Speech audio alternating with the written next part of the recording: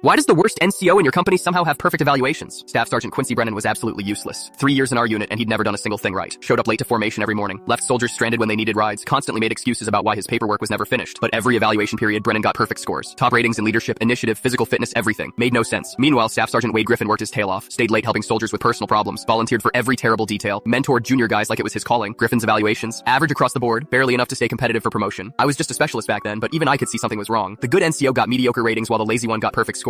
Our platoon sergeant was this guy named Sterling Vance. 20 years in the Army, combat veteran, wore his Ranger tab like it meant something. Everyone respected him. Vance wrote all the NCO evaluations, and somehow, Brennan was always his golden child. It drove Griffin crazy. I don't understand, he'd say during lunch. What am I doing wrong? I'm doing everything by the book. Nobody had an answer. We just figured Vance had favorites and Griffin wasn't one of them. Then came the command inspection. Big deal. Lots of visiting brass. We spent 2 weeks preparing, painting walls, organizing equipment, rehearsing briefings. Vance put Brennan in charge of the entire operation, gave him direct responsibility for coordinating everything. Griffin was assigned to help, but Brennan was the lead. Disaster doesn't begin to describe it. Brennan showed up hungover the first day, forgot half the checklist, double booked the conference room so 2 briefings overlapped, mixed up the parking arrangements for the visiting general. Griffin jumped in, started fixing everything on the fly, stayed until midnight 3 nights straight making sure nothing else went wrong, saved the entire inspection from complete failure. Inspection day came, everything looked perfect because Griffin had rebuilt Brennan's mess from the ground up. The general praised our company for excellent preparation. After they left, our company commander held a meeting, started handing out awards for the inspection success. Staff Sergeant Brennan showed exceptional organizational skills and leadership during this inspection. The commander announced, he's receiving an Army Commendation Medal for his outstanding work. Griffin's face went pale. He'd done 90% of the work, and Brennan was getting the medal. The room felt like all the air had been sucked out. That evening, Griffin requested a meeting with the battalion sergeant major, laid out everything, the patterns, the evaluations, the inspection situation, had documentation for all of it. Sergeant Major listened carefully, then made some phone calls. 2 days later, an investigation started. Turns out Vance and Brennan were cousins. Nobody knew because they had different last names. Brennan's mother was Vance's sister. They'd planned the whole thing before Brennan even got assigned to our unit. Vance had been inflating Brennan's evaluations for 3 years, giving him credit for work other people did, writing him up for awards he didn't earn, all to fast-track his cousin's promotion. Meanwhile, Vance had been deliberately tanking Griffin's ratings. Why? Griffin was competing for the same promotion list as Brennan. If Griffin's scores stayed average, Brennan's inflated scores would guarantee him the promotion slot. The investigation uncovered emails between them planning the whole scheme. Vance had written, just keep your head down and I'll handle the paperwork. You'll make sergeant first class in 5 years easy. Both got court-martialed. Vance for falsifying official documents, Brennan for conspiracy and accepting fraudulent awards. Vance got 6 months in military prison and a dishonorable discharge. Lost his entire pension after 20 years. Brennan got discharged too, forfeited the medal, had to pay back 3 years of specialist to staff sergeant pay differential. Turns out when you get promoted based on fake evaluations, the Army wants that money back. Griffin got his evaluations rewritten by an independent board, all 3 years worth. Turned out when someone objective reviewed his actual work, he scored in the top 5% of NCOs Army-wide. He made sergeant first class 9 months later, youngest in our battalion to hit that rank. Our new platoon sergeant called a company formation after everything was settled, wanted to address what happened publicly. Griffin here did the right thing even when the system was working against him. Kept his head down, did excellent work, never complained. That's real leadership. He paused, looking around at all of us. Anyone else notice something wrong and say nothing? That makes you part of the problem. That hit hard. We'd all seen it. We'd all known something was off. But none of us spoke up because it wasn't our problem. We let Griffin get screwed for 3 years because reporting it seemed like too much trouble. Griffin transferred to a different company 6 months later. Better opportunities. Last I heard, he's a sergeant major now. Runs an entire battalion's worth of operations. Brennan found his LinkedIn profile last year. Works night shift at a warehouse in Nevada. Profile picture shows him in Army uniform despite being discharged in disgrace. Still trying to pretend he earned something he never did.